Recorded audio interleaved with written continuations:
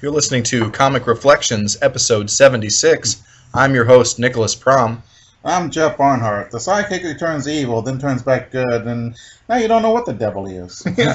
and welcome back to the show, Jeff. Jeff's back from his leave of absence. And very excited to be doing the show again with you. Yep, I am too. And we got some good ones today. Oh. And some bad ones. Okay, well, I think we're going to have a great time. The very first issue we got to talk about, oh my gosh, this is probably the best Spider-Man story that we've read. It's one of the most fun issues of comics, period. I've got Marvel Tales number 4, and the lead story is reprinted from Amazing Spider-Man number 7. It's The Return of the Vulture, written by Stan Lee, with art by Steve Ditko. Yeah, everybody's favorite octogenarian supervillain, the Vulture. It is pretty cool. An old guy usually the old guy is a mad scientist who's old. Yeah, and like hunched over. Yeah. And he kind of is sort of a mad scientist. Yeah, he invented the wings. But he kicks butt. So it's really an interesting character. Yeah, no, it's really fun. And, it's visually, it's like he's this skinny old bald guy. And, he really does look like a vulture. He's got that, collar of fur or whatever they have, or dander, whatever the crap birds have. But, I guess that's what it's called. Yeah. All right, so we find the Vulture in prison. Yeah. And they let him work in the machine room. Man, how often it gotta be the first law: do not allow evil geniuses in the machine room. Well, right. I mean, that happened a lot in DC. Like Lex Luthor is on good behavior, and so he works in the machine shop and steals parts from radios to build a robot and escape or something. Yeah. And it's the same thing here with the Vulture. He's a mad inventor. He's a supervillain. Mm-hmm. And so what does he do? He builds himself a makeshift set of wings or whatever, and escapes from the yard of prison. Mm-hmm. And yeah, duh. Oh well. Let's see what else we got. So the Vulture escaped. Oh, now here we got Peter Parker. He's kind of playing a basketball game, but he's doing badly because he's got a fake being bad. And I don't know, could he just fake being mediocre or average, maybe? Yeah, I mean, if you have control of your powers, don't you think you'd be able to, he pulls his punches all the time not to knock people's heads off. Mm-hmm. So why can't he do that? Like, he can still, and he always still knocks out bad guys. Mm-hmm. So why can't he do that and, miss a few baskets or something? Yeah. Also, why does he care? He has his superpowers. You're a teenager going to high school, and you have superpowers, but you don't tell anybody, and people pick on your alter ego. Would you care? I wouldn't. Well, and here's the thing. He could blame himself, magically getting better at sports. Yeah. He could just blame it on puberty, man. Right. But I wouldn't care. I mean, if I had all this power and all that, I know something they don't, which is one of the most delicious things ever, is having a secret. Yes, and the secret is being able to kick butt. Yeah. And the thing is, it's not like it's Superman where he could, outrace, a train, Mm-hmm. He's got superpowers, but they're not, that impressive. You know what I mean? They are, but they aren't. Yeah. I mean, bullets don't bounce off his chest. He bruises, Mm-hmm. This is powers you don't have to hide. You work that hard to hide. I see. Yeah, I see where you're going. And true. But, he's too much of a sad sack. Hey, I'm Spider-Man. Let him... Yeah. Who cares what y'all think? All right, so... Vulture's so mad at Spidey for putting him into the clink. Yeah. So he gets this kind of a cool idea. He fixes so that Spidey can't attack him. Yeah. And then he pretends like he's lost, or like he knocked out, and then Spidey goes and almost gets captured by him. Yeah. That's pretty neat idea. It's clever. Yeah, I don't know where it is in this issue, but there's a scene where Peter Parker is changing from Spider-Man to Parker or Parker to Spider-Man. And he says, one of the most annoying things about being a superhero is changing your clothes about 100 times a day. That's pretty cool. Yeah. I laughed so hard at that. He like hurts his arm in the fight with the Vulture too, and he's got to cover that up too. Mm-hmm. And he's got to not let the Vulture know he's hurt, but he's got to like put his arm in a sling as Peter. Yeah. Yeah, it's okay. Yeah. So the Vulture shows up at the Bugle, and it's a cool fight in the Bugle. Now, why does the Vulture go to the Daily Bugle? He hates J. Jonah Jameson. I forgot why. Why does he? I think he just he robs J. Jonah Jameson because of the payroll. That's right. And you never hear that anymore, do you? No, because people do it all digital now, or a lot of stuff. In the Army, I went to the pay barn, and this is the first. Go ahead, tell your story. The first time we got paid, so they didn't give checks because this is back in 1980. So so it's called a pay barn. We went there, and there was these guys. Is literally a barn, and with soldiers with machine guns, literally machine guns. Yeah. I mean, I know what a machine gun is, and those are machine guns, not submachine guns, which people think. Right. And there's tons of security because there's probably a couple $1 million there. Yeah. Do you remember that episode of MASH where they were in the war and they're switching over the weird GI money that they spend like out in the field because it's, I don't know, they don't want to use real U.S. money, and the guy who replaced Frank, Charles Emerson Winchester. Yeah, Winchester has got some scheme with the locals to cheat them out of money because they use it too or something. Huh. And I can't remember what the whole story, but I don't know. He gets spoiled, but there's a similar kind of thing going on like that. Mm-hmm. So. Yeah, that's interesting that you got script. Script, that's what it is. Script. That's what I couldn't remember, but it was a good episode of MASH. So. Yeah. So the Vulture and Spidey fight, and Jonah Jameson's office is getting torn to pieces. And they go down into the press room where the printing press is on at the Bugle. Yeah. I used to work on a printing press too, so really it's cool. interesting. And whenever I see a press room, and I've seen it a couple times in Spidey, I just kind of smile a little. Right. That's not a cool job, by the way. Yeah, and looks dangerous too. I don't know how many people die that way. Yeah, you can get mangled. You risk getting mangled every day. You can't be careless. Mm-hmm. So. Yeah, and J. Jonah Jameson's he doesn't. The Vulture's trying to rob him. Spider-Man's trying to save him, but J. Jonah Jameson is angry at Spider-Man. Of course. He's more mad at the Spider-Man than the Vulture. Right. And then Spider-Man changes back to Peter and walks back into the Bugle with his arm in his sling and hangs out with Betty. This is Betty action. Yeah. So. And it's a nice ending too. Everyone's really. So did the Vulture get away or did he go to jail? They caught him. Oh, okay. He was trying to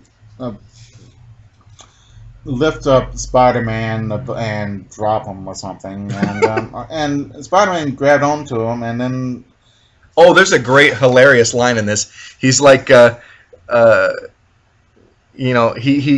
does something to counteract the flying power, and the Vulture's such a coward. He's like, he says, "I don't want to die. Save me. Do something, please, please." And Spidey says, "I can't. I'm too busy admiring your tight-lipped courage," which is one of the best lines ever. Yeah, that is good. Stan's dialogue written for Spider-Man is just. This is why people love this. He's just got all these great lines. Yeah. He never pulls out the guff that he hands people as Parker. It's always a Spidey. Or not too much, but yeah. Yeah. It was a very nice, well done story. Yeah. So the next story we have is a reprint from Strange Tales number 102. And it's the Human Torch in Prisoner of the Wizard, written by Stan Lee and Larry Lieber, with art by Jack Kirby. And this is the first Wizard story. We're kind of going out of order. Got the origin, too. Yeah. Man, he looks weird. You like that first panel where you see his face. Yeah, really ugly. Yeah. All right, so the Wizard is this guy who is super... inventor and stuff. Yeah, and he's super rich, and he's bored, so he wants to defeat the Torch. Yeah. And I says, I mean, for crying out loud, I could think of something better to do with my time than defeat a superhero. Yeah, it's like, have you ever heard of chicks, dude? Yeah. You know?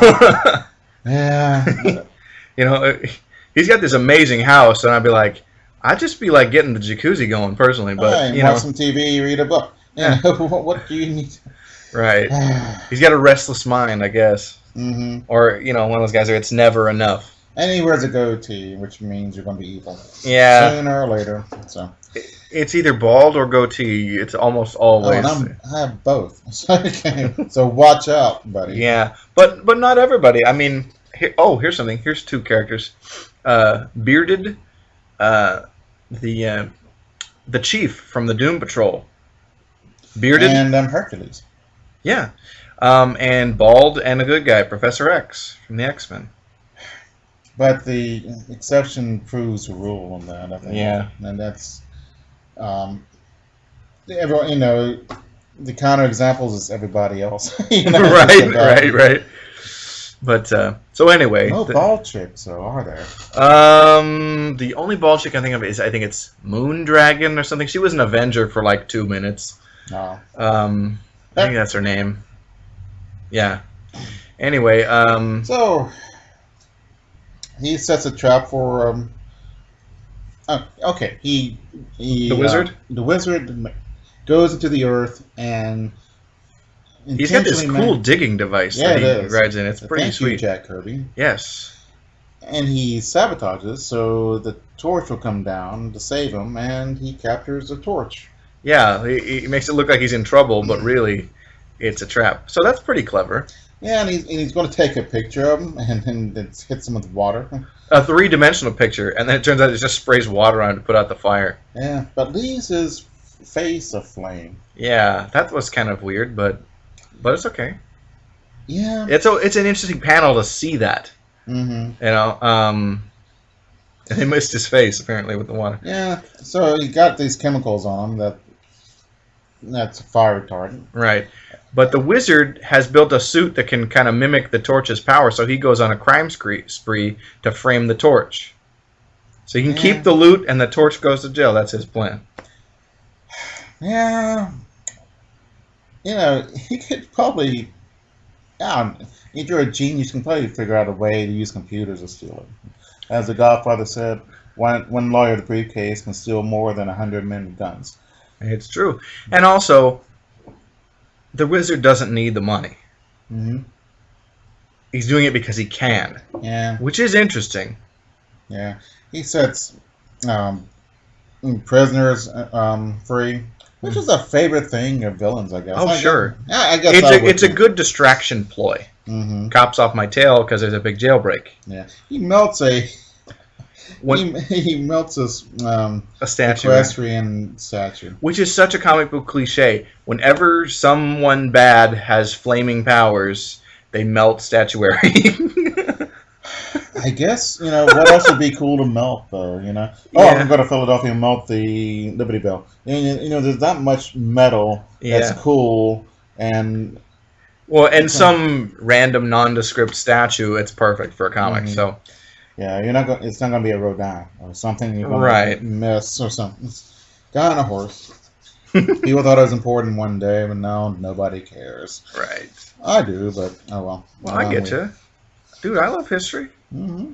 This is a history show, so... Okay. So, luckily, the wizard takes pictures of him turning into a torch. So... For a smart guy, that's such a dumb, incriminating thing to do. So he's about to burn the pictures in front of the torch, and aha! And they lift up and walk over to the torch, and the wizard is confounded.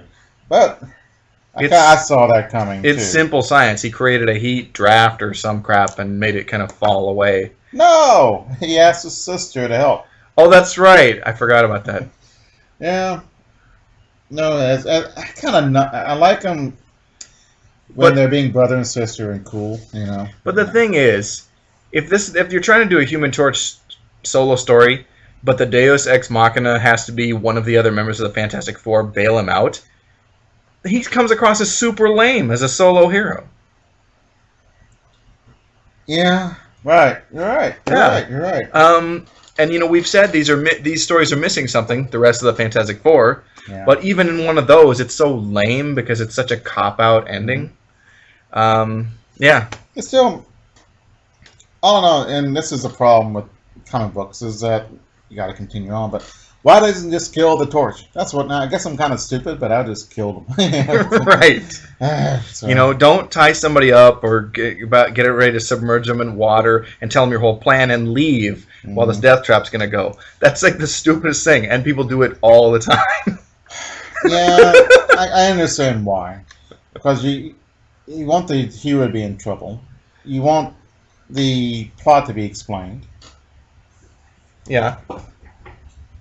Oh, Yeah. it's raining. It's important. So that never happens. Right. No, it just started raining really hard, heavily. And then it's still the sun is shining. So Yeah. there's a rainbow. Yeah. That's fun. So, sorry I didn't mean to cut you okay. off. I was trying to just point you to look at it and continue talking. But Yeah. Oh, okay. on-air gaffes. All right. Don't distract Jeff because he'll get off his topic. Oh yeah. Look, a squirrel. Okay. Yeah, Something shiny. So, Oh, okay. Next one. yes, we have from Journey into Mystery number 86, Thor on the Trail of the Tomorrow Man, written by Stan Lee and Larry Lieber, with art by Jack Kirby and inked by Dick Ayers. This is pretty fun. Yeah. Thor the Mighty. I've never heard that. Usually they say the Mighty Thor, but yeah. Yeah. Or is it they mess up on the lettering? This is still fairly early with him, so, I mean, they're playing around with stuff. Yeah. Lots of cool Kirby-esque stuff. And Yeah, there's some big robots. and some cool machinery and Man, you never see Kirby do that. yeah. No, I'm kidding. Okay. Yeah. All right. This guy named Zarko lives in the 23rd century. Yeah. A world with no weapons. So he can't take over anything because he doesn't have weapons. Well, that sounds boring. Actually, it does, doesn't it? I mean, Yeah, but I mean- maybe make a stick, or something, put a nail in it. Yes. Right. Simpsons did something like that. Yeah, I remember that one. And weapons aren't that hard to make. A sock with some coins. But I think there's a cultural revolution and difference in that too. They don't have weapons or whatever. So it's a boring utopia, and he wants out. Mm-hmm. He wants to make this cobalt bomb that the army has made. Holy crap! Man, that would be some kind of list of the different types of alternatives to atomic bombs. And the hydrogen bomb. Now we got cobalt bombs. I mean, there's the gamma bomb. The gamma bomb. There's the neutron bomb. That's a real one. Yeah. And that doesn't destroy property; it just kills life. Yeah, it was mainly two things. One of the bad things about war is the destruction of habitation. Mm-hmm. And usually people will run when there's a battle going to happen. So the battle happens, they come back, and they've lost. Lost everything, and so they got to leave. They're refugees. And that's how disease and all that stuff. Also, it was used because people would just hide in tanks. The neutron bomb, the radiation would go through a tank hole. Right. So. Now, but is the radiation it's just deadly enough to it kills people, doesn't destroy property, but is the idea kill everybody there and then we'll just take over because they're all dead, or is it you can't go there because of the radiation? The radiation is transitory. Oh, okay. It dissipates fairly quickly. Okay. Yeah. That's the best nuke ever then. Yeah. That's awful, but I don't know what the difference between the H bomb and the A bomb. A bomb is smaller than H bomb. The H bomb uses fusion instead of fission. Oh, okay. So Interesting. Yeah. Comic explosions are so pretty. I used to have a poster of one on my wall, but they're just gorgeous. Watching Doctor Strangelove at the end, it's just beautiful. The mushroom clouds. Yeah. And it's horrible, but beautiful at the same time. So. Well, just like women. Okay. Oh my gosh. No. Oh That's man. Foolies. Yeah. All right. So, what's his name? Zarko. Man, too bad the future. It's full of Z names, Yeah, and I knew only one person with a Z name. His name was Xenon, or Xenon, and he was actually really cool. I called him Dr. Z. He was this Hispanic guy. He was not a doctor. But I just started calling him Dr. Z because I think there's a movie like called The Blood Waters of Dr. Z. It's a really obscure B movie. Yeah. And because his name was Xenon, I'm like, why don't I call him that? And so I did, Dr. Z. He was a cool guy. I liked him. Worked with that guy. I don't know any Z's. Yeah. Oh, I'm sure I knew some international students. I'm going to name my daughter Zatanna. Wow, that'd be cool. Yeah. Oh, so if I ever have one. Yeah, okay. Thor is at the Cobalt bomb demonstration. Yeah, he's helping the U.S. military out with this bomb thing, which is weird.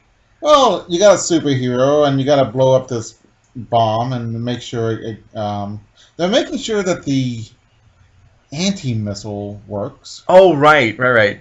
So that they can shoot down nukes, right? Right. It's so weird. You don't even see Superman do this kind of stuff.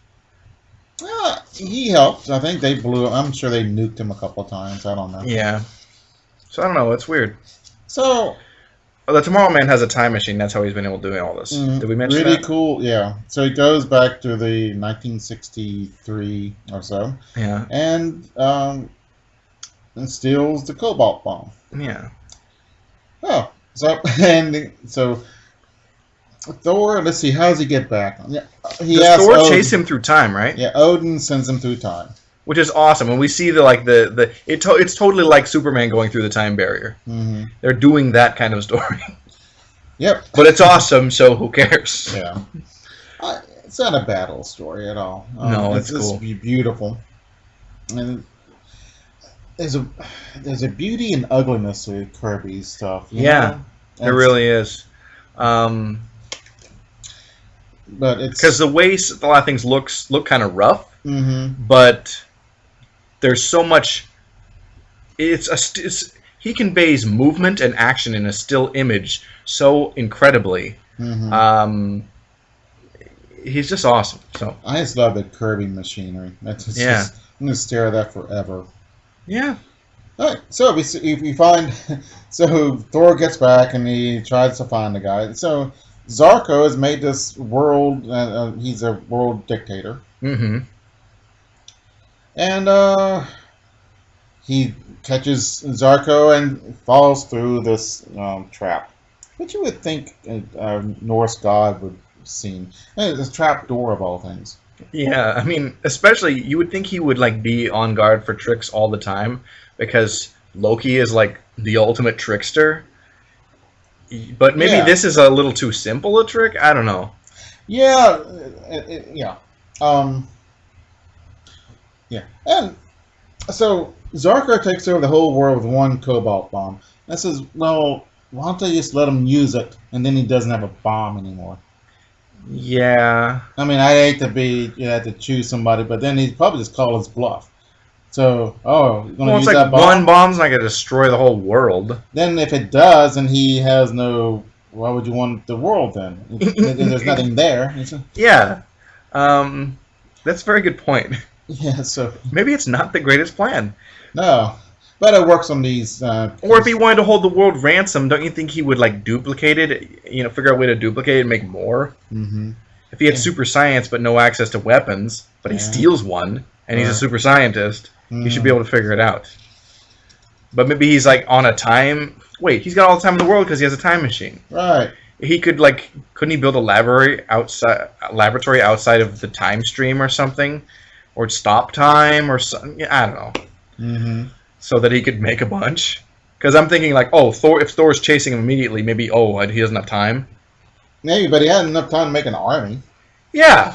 So what the crap? Yeah. Right. So Thor is in a mirror room that's magnetized. Magnetic mirrors. Man.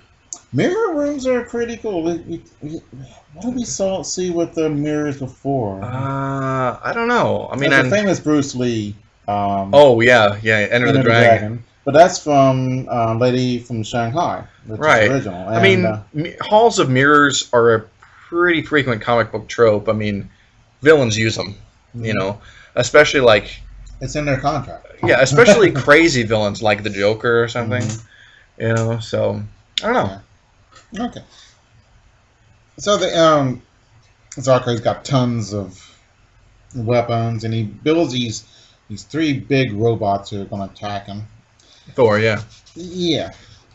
But they're just robots, so Thor smashes them. Yeah, but he loses his hammer somehow. The robot actually grabs a hammer. Which is weird. No one's supposed to be able to grab it or lift it. But is it no one who's living or unworthy, like a robot, is able to circumvent that law? Or they messed up in the canon here. Yeah, I think that's probably what it is. And there's a lot of those goofs in the earliest stories. They haven't quite developed the rules in the mythology just yet, right? They got the nice... they're counting down in the book, Yeah. 59 seconds, 58, 57. Yeah. And he figures out with a water... He takes a water pipe and drowns the robots, and it just destroys their circuits. Because in the future, there'll be no waterproof robots. Apparently. Gosh. That's kind of cool. So he grabs the cobalt bomb, brings it to Earth. Everyone's happy. He tells the army he wants to know what happened. Or I guess it's the Air Force. And he says, you would never believe my tale. So... Well, I believe that there's a golden-haired god dude from another planet or dimension. Why don't you try me? You know? Actually, yeah. Good point. Yeah. So, this next story is really fun. We've got the astonishing Ant-Man from Tales to Astonish, number 39. I think that's right. And the story is The Vengeance of the Scarlet Beetle. Now, we previously read... like the last story with the Scarlet Beetle, the story where he dies, where he came back and fought Ant-Man, and this is the story that introduces him. So I guess he comes... Alright. So I forgot that we had read that. Yeah. Remember the guy who set his candy store on fire, and then the Scarlet Beetle was scheming beneath the... Remember? Yeah, I remember. I didn't know it was the same beetle. Yeah. But, so I know this... We know this character appeared at least twice. Right.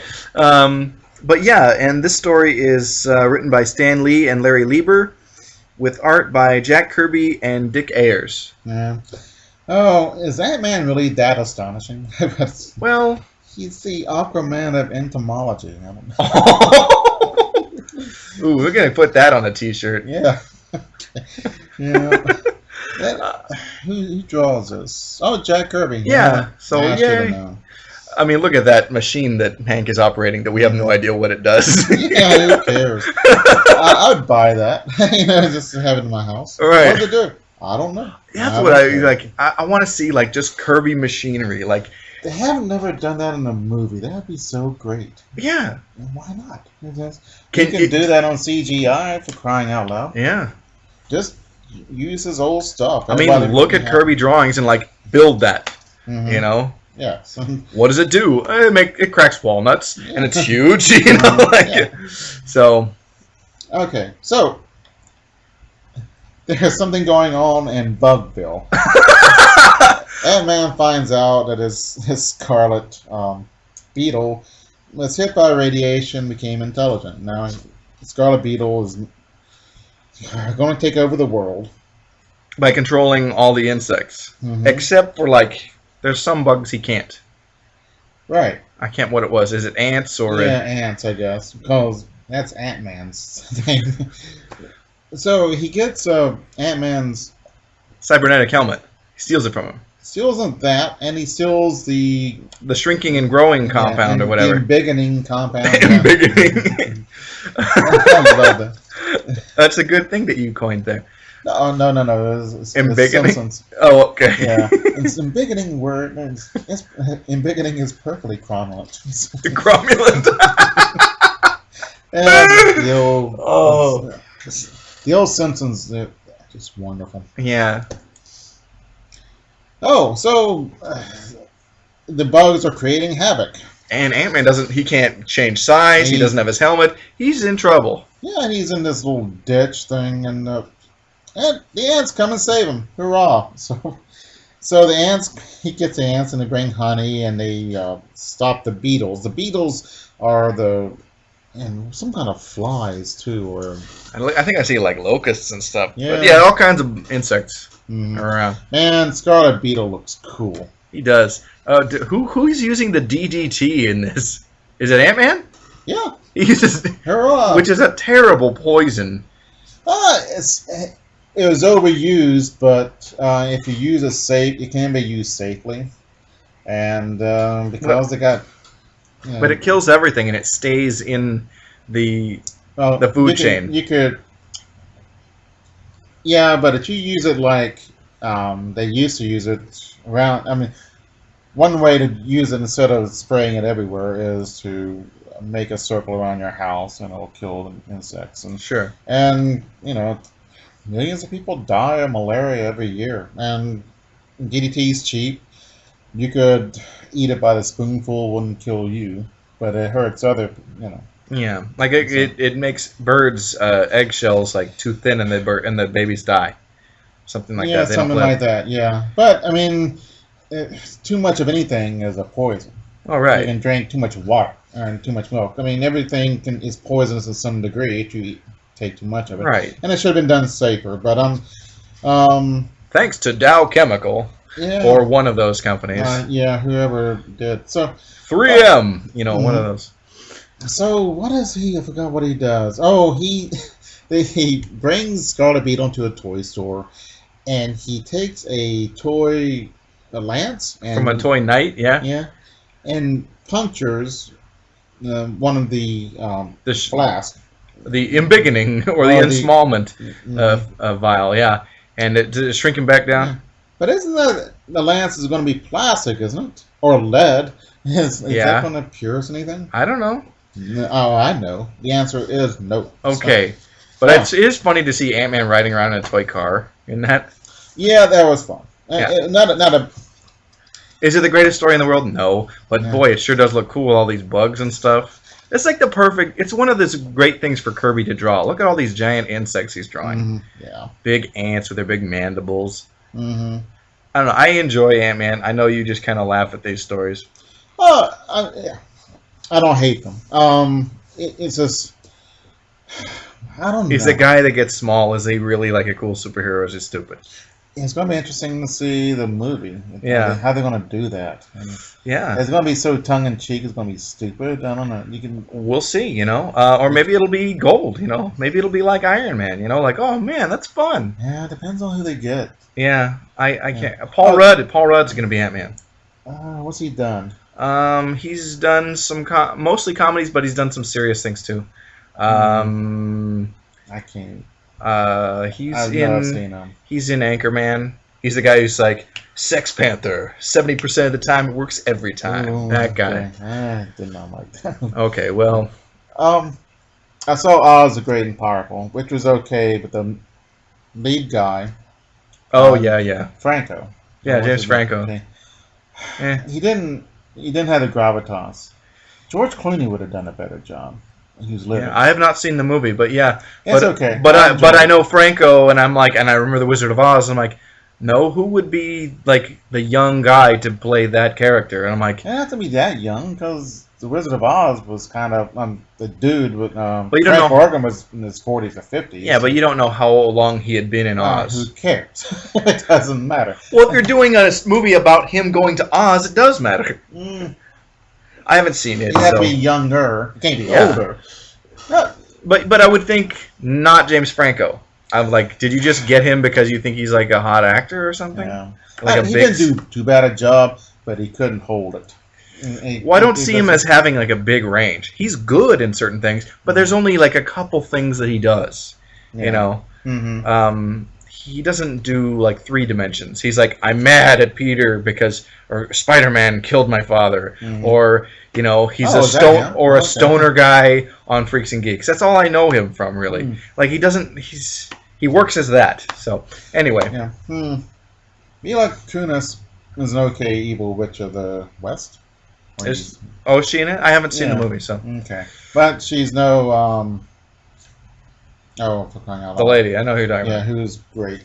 Yeah. But okay, now we go to another Spider-Man. Yes, Marvel Tales number 17. The lead story is The Clown and His Masters of Menace, reprinted from Amazing Spider-Man number 22, and it's written by Stan Lee with art by Steve Ditko. All right, we have I love groups of superheroes. They're just or supervillains. Supervillains. Yeah. So they are my heroes. Yeah. Okay. We have. Oh, go ahead. Yeah, the Crafty Clown. Yeah. I think we talked about how clowns went from terrifying to boring in a millisecond in my life. I don't know. There was never a time where they were amusing. Sure. Then we got the Great Gumbanos and the Man Called Cannonball and Princess Python. Yeah.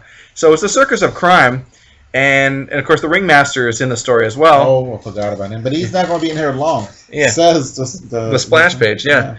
So the circus of crime. They're fed up with the Ringmaster of always like, we're tired of getting busted. We're going to break out on our own and be a crime circus without you. So they send him packing, and the Crafty Clown takes over. Yeah. Oh. But it's not that great. Okay, if I was a super genius and in charge of a group of criminals, I'd move out of Spider-Manville. Right. I'd move where there wasn't a superhero. Can we commit the circus? Can the circus of crime go to the Midwest? Is that what you're saying? Can it go to Lake Oswego? Yeah. And then you'd rake in money there, just not as much, but. Well, I think they probably do okay in Lake Oswego. Mm-hmm. Okay. Well, J. Jonah Jameson is.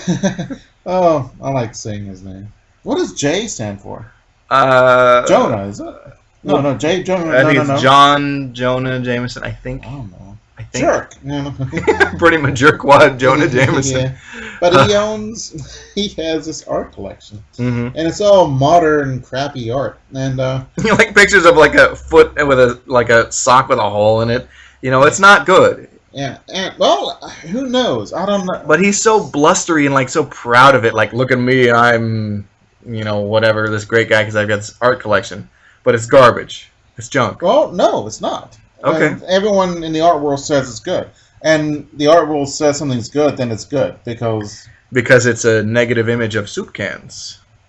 Or something like that. Something stupid like that. But anyway, go ahead. Yeah, and this is when art died. Sure. Yeah, it really is. It's... all right, 1955, we're alive. And we're the same age, and all of our college buddies and all that stuff. Are you talking about you and I? Yeah. Okay. We're pretending We would know. We could name off about 5 or 6 living artists off the top of our heads. I can't think of one now. I mean, other than comic book artists? No. No. I mean, a regular... they're on the cover of Time magazine. Sure. They're doing something, but now it became a joke, and it's a joke's against everybody but artists. Right. And so everybody but artists or people who are in the art world. Yeah. So they don't care anymore. Yeah. So this is the beginning of it. Yeah. And this may, there might have been an artwork like this, and sure. It's definitely poking fun at the period. So it's topical. Yeah, that's pretty cool. It's timely. Yeah. Oh, so let's see. He's making some kind of profit out of this. I'm not sure. Jameson? Yeah. I think thinks by doing a big article about it in the paper, he's going to sell paintings, and he's also going to get increase of circulation. Yeah. I think. So the circus of crime decide, hey, let's steal the paintings. Yeah, the comic clown of villainy, clown prince of villainy. Yeah, so we had 2 clowns that are villains. The Joker. Yeah, and this clown. Yeah. I swear I've seen another Marvel comic, like one-off throwaway, the Clown. And I'm like, no, that's not a good villain. Yeah. But the Joker's not a clown. He just wears a clown mask. I think he has been a clown, but I'm not sure. I mean, I think he's played a clown. Yeah, and you see him like... But I don't think he ever worked as a clown. No. But I don't know. The thing about the clown from the Circus of Crime, I can't take anyone seriously who comes in on a unicycle. Like, that doesn't strike fear into my heart. Like, this guy isn't gonna poison, give me a poisonous like death grin or drop me into a tank with sharks or something. Yeah, and he was wearing polka dots. Yeah. And a vest. And I don't know. So they bonk. The cannonball bonks J. Jonah Jameson on the head. Yeah. What? Hey, I thought they were evil. They do something good. The ringmaster is picked up by the police and says, "I wasn't there," and he has an alibi because he wasn't there. Yeah. So Spider-Man shows up to ask questions to the ringmaster, and he hypnotizes him with his own hat. Yeah. And he gets him to spill the beans on what's going on with the Circus of Crime. Yeah, I hate so he gets a lead on him. Yeah, right. Yeah, they use my own hat against me. Man. So Spider-Man figures out where they are, and there's a really cool fight. Yeah. And I don't know. There's no use. It's like the Pythoness. No, Princess Python. Spider-Man. Pythoness. There's actually a word Pythoness. There was the Oracle of Delphi was called the Pythoness. Okay. So anyway, but Spider-Man beats up the other guys, but he won't hit a girl. Yeah. And so he's got a problem. Yeah. Oh, they just named themselves the Masters of Menace. Yeah. Not a bad name. That's a good name. Too bad they're really not the masters of much. Right. Let alone menace. Anyway. Yeah. But Spider-Man takes Cannonball wears this actually kind of cool outfit. He wears like a shell head. Yeah. And then Spider-Man just crushes it. Wouldn't that kill him? Well, if it's conical and probably hollow, I don't know. Yeah. Oh, so the Pythoness She tries to seduce Spider-Man, and he doesn't go for it. But the clown sees that, and he's really mad about that. Because... Because why not, right? Right. And there's a real python comes up. It's huge. It's a huge snake. And he makes it in. He ties it into a knot. Yeah. Way to go, Spidey. Wonder if he got that from the Jungle Book. I don't know. Because that just came out. Around this time? I think so. Maybe not. I don't know when that movie came out, so I couldn't tell you. So what happens now? Cool. And Peter gets in trouble. Ringmaster comes back. Yeah. And I can steal the paintings. He steals and walks into the police. Everyone gets captured. The thing about, I wonder if Spider-Man ever does beat up a woman. Because some of them deserve it. And there are super villainous. It's like sometimes you got to punch somebody. So, maybe. There was, a big thing about hitting women, and rightly so. But she needed a good punching because everyone else there did. But here's the thing: if Spider-Man is getting punched in the face by, say, Titania or whatever, she's this big muscle-bound chick. Like you can hit her back. Right. In it doesn't count if they're supervillains. Then it's okay. Because this is fiction anyway. Right. Yeah, she didn't have any superpowers, but he could have flicked her with his little finger and knocked her out or something. Yeah. Oh well. Yeah. So our next story, this is kind of a classic. Yep. It's The Human Torch meets Captain America from Strange Tales number 114, written by Stan Lee with art by Jack Kirby and Dick Ayers. And this is a Human Torch story I actually give a crap about. Really? Yeah. Oh, it is kind of cool. One thing we see Torch exercising and training. That's a Marvel thing. I don't remember Superman doing much training. Well, because he went to the 30th century and trained with the Legion. Oh, really? Yeah, when he was Superboy.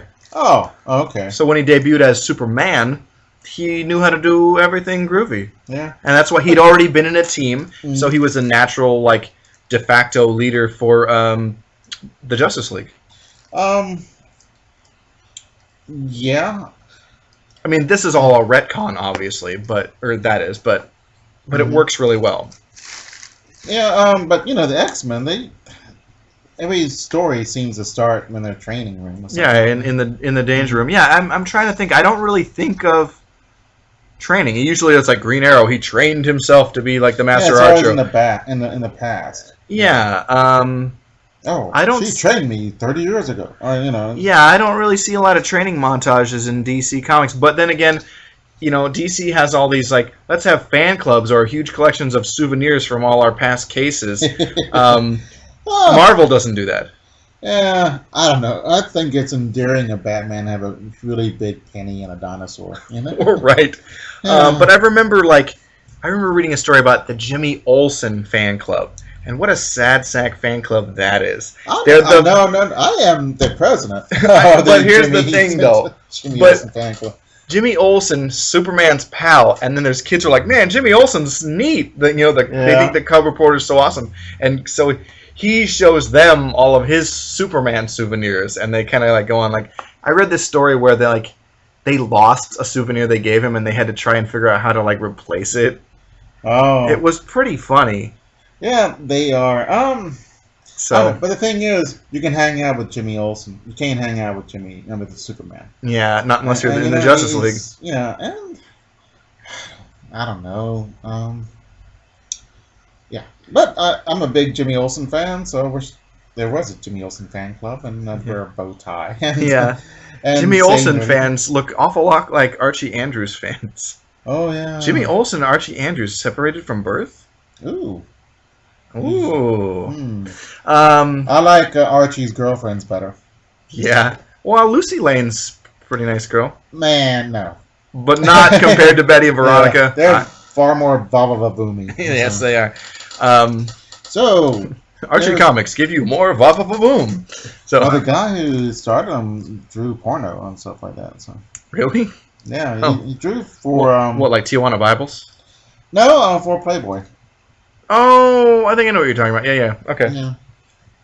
So. And and you can see, he does the mouth and the way, Yeah, you recognize styles. I understand. So even me. So. Yeah. So what?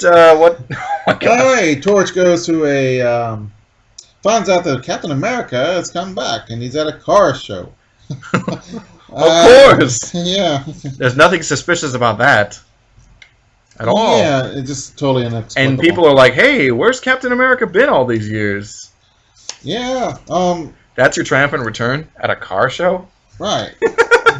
Although, actually, I'd like that better than, I don't know, a lot of other things. Meeting the mayor or something stupid crap like that. Or a parade or whatever. But it's got some criminals steal this expensive racing car.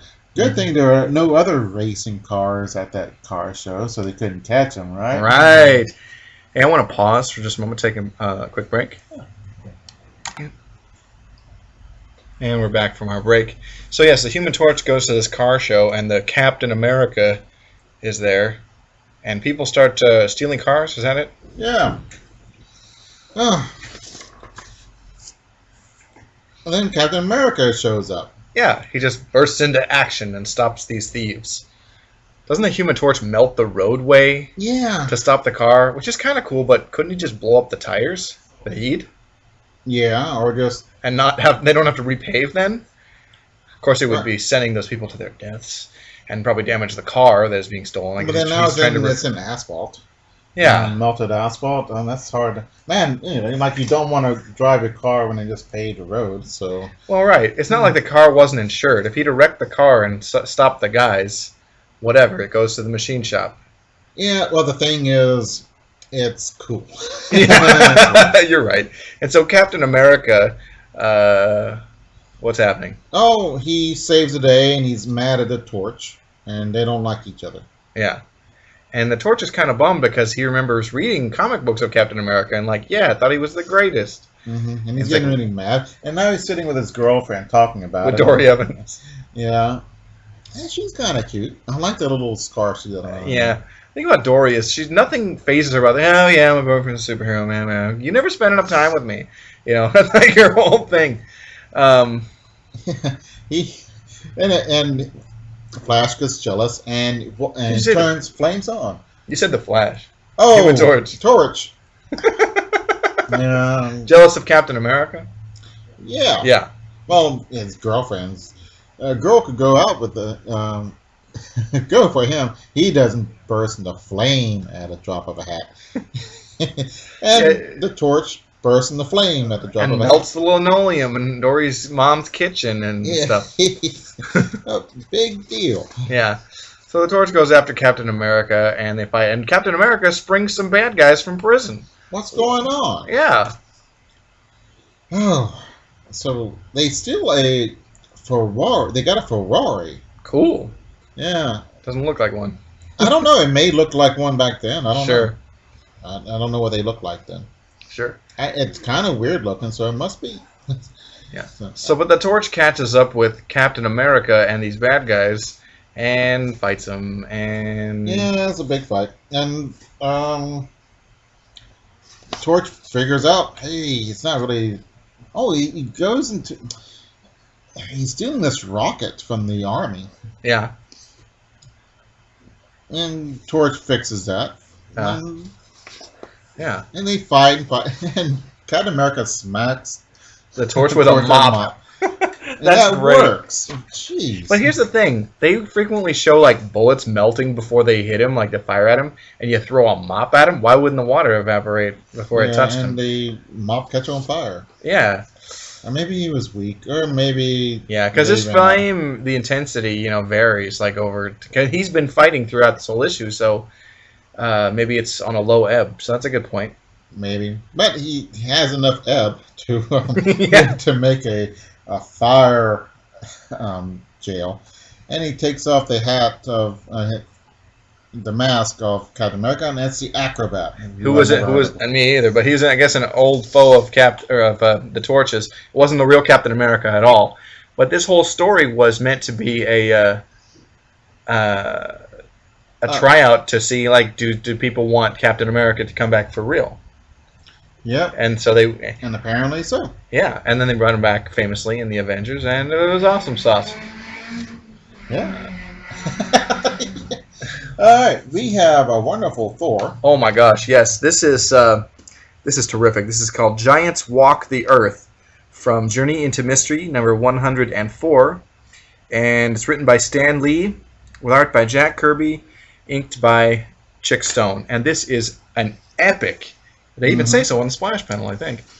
One of the 10 all-time epics you'll never ever forget. Yeah, but you've got Loki, you have Surtur, you've got Trolls, you've got Odin. You've got Enchantress, which is one of my favorite villainesses. Oh yeah, I like her, yeah. She's great. She's maybe the best supervillainess ever.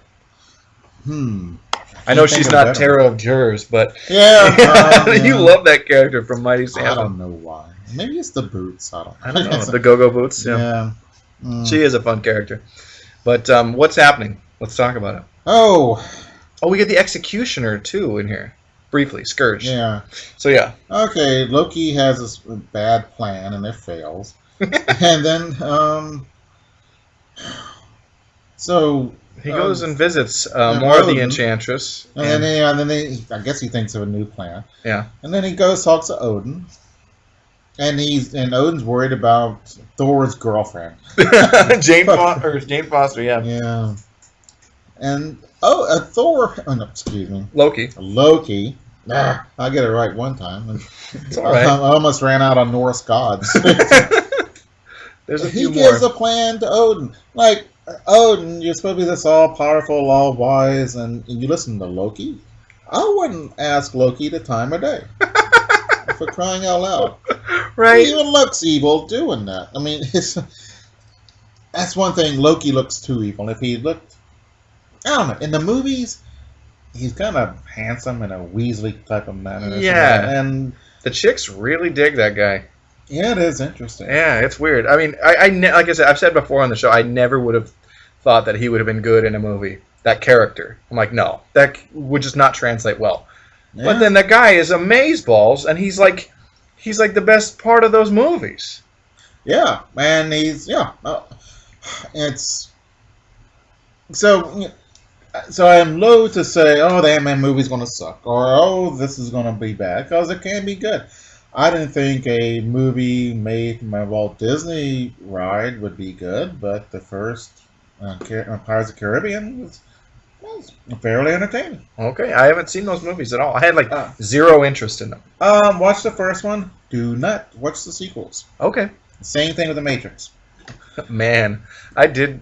I hated the first Matrix. I thought it was stupid. Like, I probably would have liked it if Keanu wasn't in it. He's just awful. Yeah. And then I actually saw like the second one because of a girl, and then I never saw the third one. The second one's the worst. Really, I liked it. I liked it okay. Oh man, with the French guy pontificating about philosophy, man. I mean, dude, it came out like 10 years ago, and I saw it one time. Right. Okay. So, I'll forgive you this time. because if I probably went back, I might say, yeah, it's crap. Yeah, I you know. would. Okay. Oh. Jeez, it's not like I'm defending the Phantom Menace or anything. Yeah. So, Oh, I couldn't. I was gonna watch that for a laugh. I couldn't watch it for a laugh. It was so. it's just so bad, man. Yeah, man. Anyway, but what's going on with Thor? Okay. So, Loki gives this stupid idea. Why don't you go to Earth and tell him tell Thor, Odin, go to Earth and tell Thor he can't have a girlfriend. Okay. Because Thor has been forbidden to marry Jane Foster, who he loves, because she's immortal. Amortal. Mm-hmm. Yeah. And so Thor goes and gets some nice duds, and he gets hit on by muggers, and the muggers don't know what hit him. He gets hit on? They're gay buggers? No. I know, I'm just kidding. Yeah. He gets accosted by muggers. Right, that's a good word. That's a great word. So Loki is sitting on Odin's throne. As he does whenever Dad's not home. Right. Yeah. I would too, though. Yeah. He talks to like a storm giant or a frost giant. Okay, there's Skag, the storm giant. Yeah. And Surtur. Surtur, the fire demon. Yeah, and Surtur is a really big deal because when him and the Midgard serpent have a lot to do with Ragnarok, Mm-hmm. and it comes about when Balder the Brave, who's also in the story, dies. The death of Balder is the signal of oncoming of Ragnarok. So, Right. but so this is the major players are on the field now. Okay. Mm-hmm. Yeah. So yeah, Balder goes to Earth to talk to Thor. I don't remember why. sees what's going on. Yeah, And he sees he everything. kills Balder on Odin's steed. I love the winged horse. Yeah, it's pretty nice. Whenever there's a winged horse, I'm like, right on. That's cool. All right. So what's going on? So Odin bursts into Don Blake's office. yeah, and then Odin sends everybody off Earth, which seems odd. Yeah. He sends him off Earth because then this is going to be a huge epic battle between Surtur and the Storm Giant and Loki and them. It's going to be kick-ass. Mm-hmm. Yeah, and that's a great fight. Oh, man. Oh, Yes, it is. And, yeah, so it's Thor and Balder against the Storm Giant. Skag, right? Right. And it's pretty awesome. Well drawn, fun. God, gotta love that Jack Kirby. Indeed. Baby. Yeah. But great advertisement. Cheerios kid, and they showed XB-70, it's super Delta Ring bomber that looks really cool, and they figured it wouldn't work because of the U2 incident. So they had Soviet Union made SAM missiles that would defeat the U2, so the XB-70 Valkyrie was canceled. Oh. But the MiG-25, which was invented to fight the Valkyrie in Russia, kept being made. It's one of the fastest fighters made. And I love that vertical takeoff. I've seen a MiG, and they are pretty sweet. Yeah, this isn't vertical liftoff, though. The first MiGs don't have the vertical takeoff? No, the Yaks do. Yeah. Okay. Well, no, the Yaks are those are helicopters, I thought. There's a vertical. There's a like a V-stall, like the Harrier. Mm-hmm. Okay. Goes up and then flies out. Yeah. Should not use hand gestures on the on our podcast. radio show. Yeah. This is kind of I don't know. Maybe we can move away from this tangent further than I mean. Okay. But yeah, Thor's and Balder are battling the crap out of Skag and Surtur, and it's sweet. Very nice battle. Yeah. I'm not going to go into any details. Although a great picture of Thor mad. No, Is that Odin or Skag? Skag. Oh yeah, it's great because all you see is his face and the hair like going everywhere. It's neat. Yeah, that make a great painting put on your wall. So. Yeah. Actually, all of these would. Yeah, this is great. There's a lot going on in this story. But Skag gets defeated and Surtur does too. Yeah, Surtur is apparently magnetic because there's magnetic asteroids. Sure. So he gets sent into space, right? Yeah, Loki is controlling them, and then he just gives up because Skag is beaten. Yeah, and here's the thing: you see Thor holding Odin's sword. You almost never see Thor with a sword, and it looks rad. Mm-hmm. Yeah, that's pretty cool. So Odin goes back home. Loki has to serve the trolls. Wouldn't that be fun? And then Odin brings everybody else back on Earth, and they go about their business like nothing ever else happened. Mm-hmm. So that's kind of interesting. Yep. So our next book we got to talk about, it's from, I think it's Dell. Yeah, from Dell Comics. We have The Outer Limits, #1, and the story is called Battleground of Monsters, written by Paul S. Newman, with art by one of Jeff's favorites, Jack Sparling. Oh yeah, okay. He did Mighty Samson and stuff. Yeah, you can see that. Although it's very different in some ways from Mighty Samson. Although it's got people dressed modern. So. All right, the Queen Mary comes into New York City. I mean, this is about the end of the ocean liners. It's odd that they came back so heavy, I mean, I thought my lifetime there's no ocean liners. Yeah, well, in the atomic age, and I'm using air quotes, I mean, it became like that's old hat because you think of like that's like the Gilded Age, like really after like even post Titanic. They took a kind of a dive, but I mean, they were still a big thing, I think, in the 20s and 30s. World War II was the end of them. No, because there was a war. There was a war. Then afterwards, they made a few. I think SS United States, the Queen Mary, but it's and it took 10 hours, 12 hours from plane from California to Hawaii instead of 6 days. Which one are you going to take? Well, yeah. Who wants to cross the Atlantic by ship anymore? People who have the time and the money to just like, hey, why don't we do this rather than, it was the only way before. Right. And yeah, you're right. Things change. Yeah. Maybe. So, all right, Queen Mary comes in and disappears.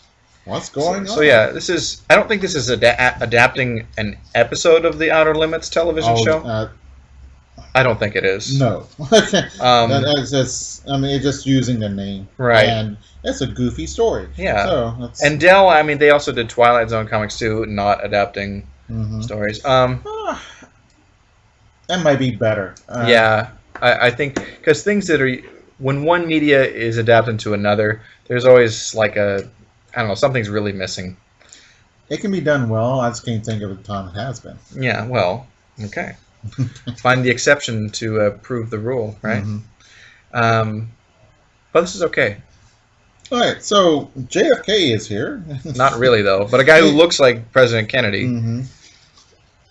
Yeah, and he's got a nice-looking secretary. Yeah. Don't they all? Yeah, they do. And this goofball guy who's from 1910. He's this like nebbish-looking like little guy, bald. He's got that like banker visor thing going on. That's green visor, green shade or something like that, or I don't know. Like who wears those? Why do people wear those? Is it to show like I count money? I think there's a reason for it. Oh, at one time, but I'm not sure. But he is predicting So the Queen Mary is not the first to experience people. I am not going to explain why, but apparently every time people turn up missing, this guy feels that there's a pattern, and he's finding that people are like transported to another world or another dimension, and that's where they go, and that's why they never find 99 folks. days. So anyway. And then there's another one a couple days after that. Right. And it And it happens. Yay. So, Yeah. oh,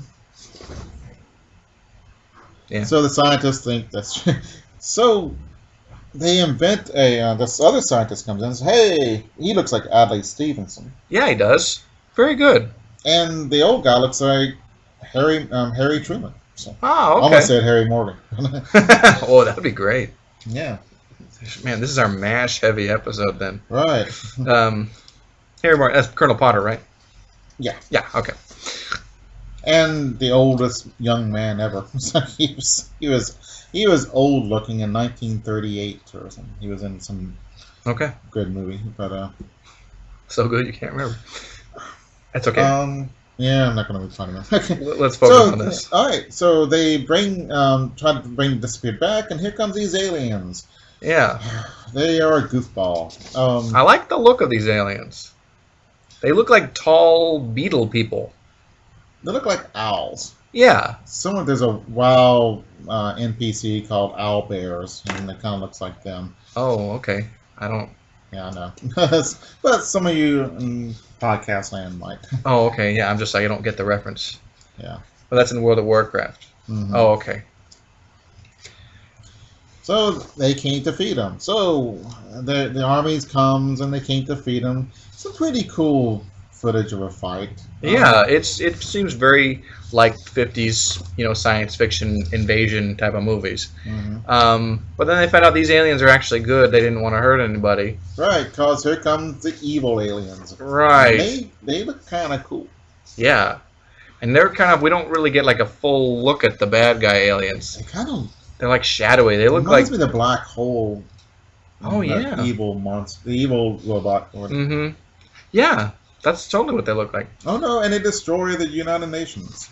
Yeah, that's pretty messed up. Mm-hmm.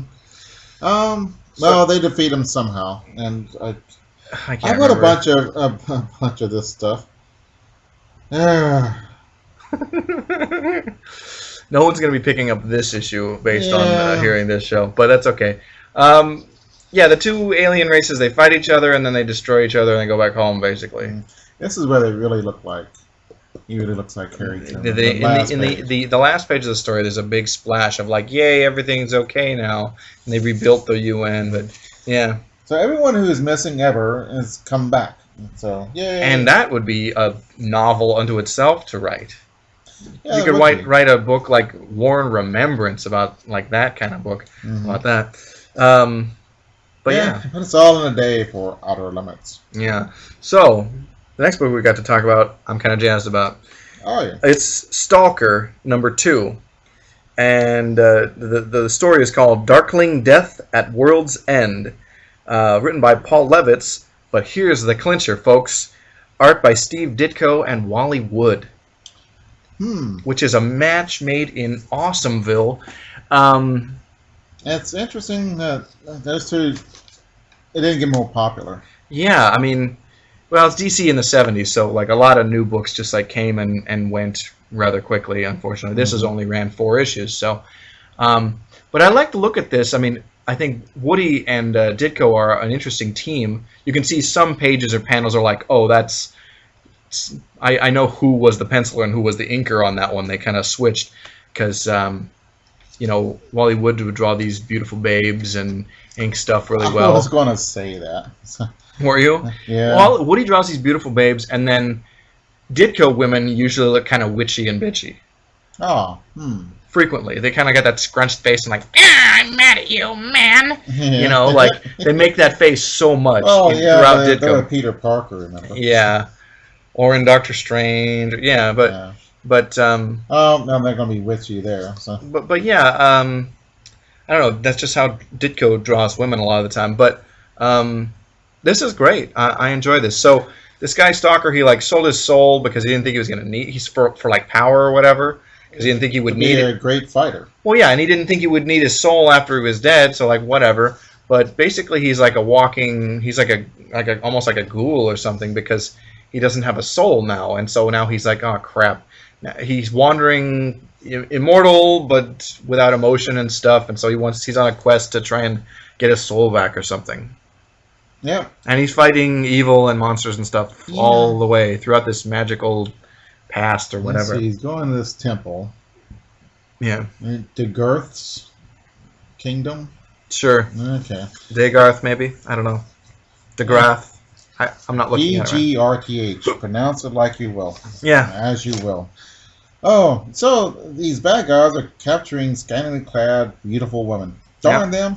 The thing is, would we care at all if it was Joe the baker and Gus the farmer? You know? No, but also you gotta have some women in a book just so it's not like it gets a little gay if you don't have like any women around, you know? Yeah, and you gotta have fan service. Well, and you gotta like, what's the emotional? Like, what do I care? Like, there's got to be some kind of stakes. Oh, he's gonna save these girls. They didn't do anything, and they need to be rescued. Okay, good, we got it. Mm-hmm. You don't see in women fiction. Occasionally you see women saving men, but it's no big deal. Right. Unless they're really, really handsome. Right. Or but here's the thing. Imagine like, okay, we've read a lot of Conan for the show. Mm-hmm. Conan's always like saving the babes, okay, and like killing the bad guys. Imagine if there was no chicks in those stories. It was just him like fighting dudes, like all shirtless. Comes across a little like you're playing for the other team. You know, not that there's anything wrong with that, if that's who you are. But, you know, I mean, come on. Right. So. But it's only a beautiful female victim is worth our hero's time. Right. And it's unfortunate, but that's the world we live in. And they are correct. Gus the baker and all that would not be... No one care. You go to rescue the other guy, but he's got to have like a pretty daughter with him too, or something like that. A child, maybe, but still not as much as a pretty daughter. Yeah, it doesn't work as well. You know, certain cliches, they're cliches for a reason because they work. They're tropes that we care about, and people will buy it every time. So there's like a cult of evil wizards or something. And they're and the master of the flames of hell, yay! This is fun for the whole family, gang. Yeah. And they realize, and Stalker is in there, and they realize he's unbelievers, and I don't know how they did that. I don't know, magic powers, probably. Or they're like, wait, I don't recognize you. Weren't there only 3 of us? You know, like that kind of thing. I don't know, there's a dozen of them, but All right. Well, he's liberated by this beautiful dame. Yeah. And that page is definitely drawn by Wally Wood. Mm-hmm. You know, like. I can just tell, like that's his pencil work, and Ditko inking as opposed to Woody inking Ditko. Mm-hmm. It's interesting. It seems to vary from page to page, panel to panel. I mean, they blend really well together. They're a good team, but I can tell like, that's more Ditko-y this page, and this page is a little more Wood. Sometimes. Man, you're good. I really can't tell myself. Yeah. So. Alright, so Stalker is going to get executed by the evil king, or whatever the devil he is. Yeah. Some of this stuff is like, this is a cool idea, but some of the stuff is so vague. Even just the second issue, you'd think you'd be able to figure out like a lot of the stuff. No. Yeah, and he escapes, and then they're trying to kill the beautiful babe who saved him, and he saves her. Yeah. Throws him against a gong. That's always cool. Yeah, the bad guy against the gong. Yeah. Yeah. And that Stalker and the chick escape, and the chick wants to go with him on his quest, and he says no. Yeah, that's a common trope as well. Like, I gotta be alone and all this stuff. I'm like, how about some company? That's not gonna hurt you, right? He's going to do the dishes and do the cooking. Right? Yeah. I'm just gonna peel the bark off trees, you know, like for everything. I was being silly, but yeah, you know. Yeah. I get you. So our next book that we've got to talk about, I don't know. Do you like that comic?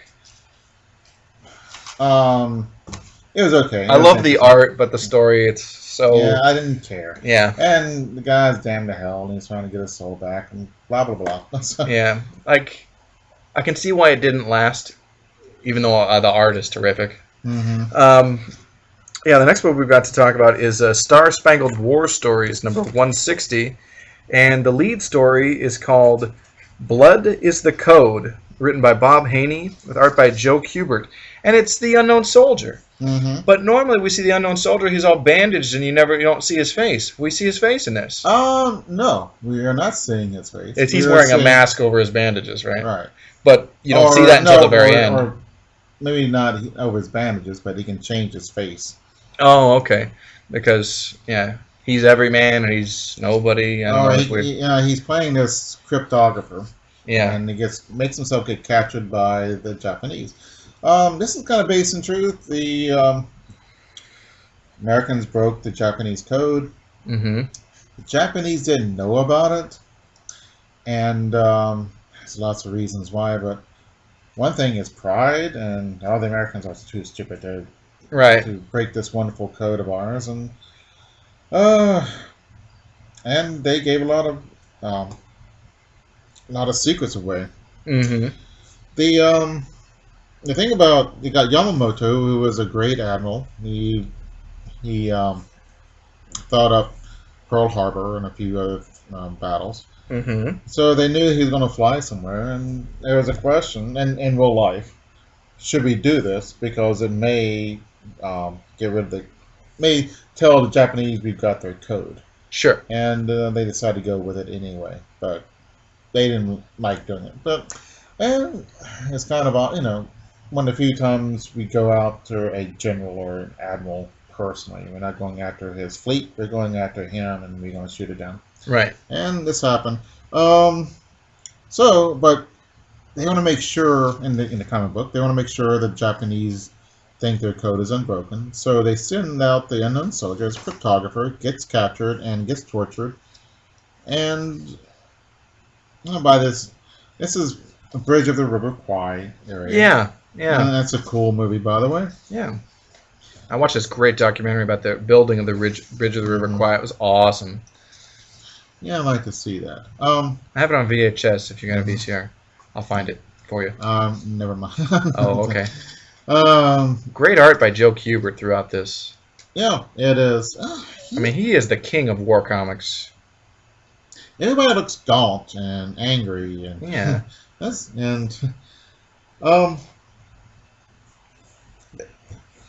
So the Unknown Soldier breaks, and they tell him, "Oh, we never did figure it out for code." Mm-hmm. So the Japanese guy says, "Hey, code's fine." Mm-hmm. And Yamamoto goes out and gets shot down by P-38s, which is a plane in real life he did. Yeah. Get shot. Although he did have an escort. He doesn't in this comic book. Right. Okay.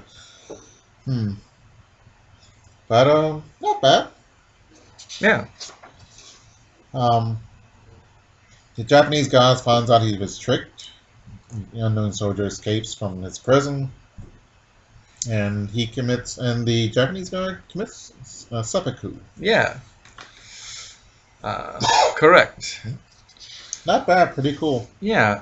The next story we've got is Lieutenant Steve Savage, Balloon Buster, and this is I want to say I thought this might have been a reprint from an earlier story, but maybe not. But anyway, it's written by Robert Conagher with art by the great Russ Heath. Yeah, maybe you thought that because it was in World War One. That must have been it. Maybe that's it. Yeah, all right. We get the story of the Balloon Buster, and he's a country boy in the West, and he's got a 6-shooter, and taught how to shoot.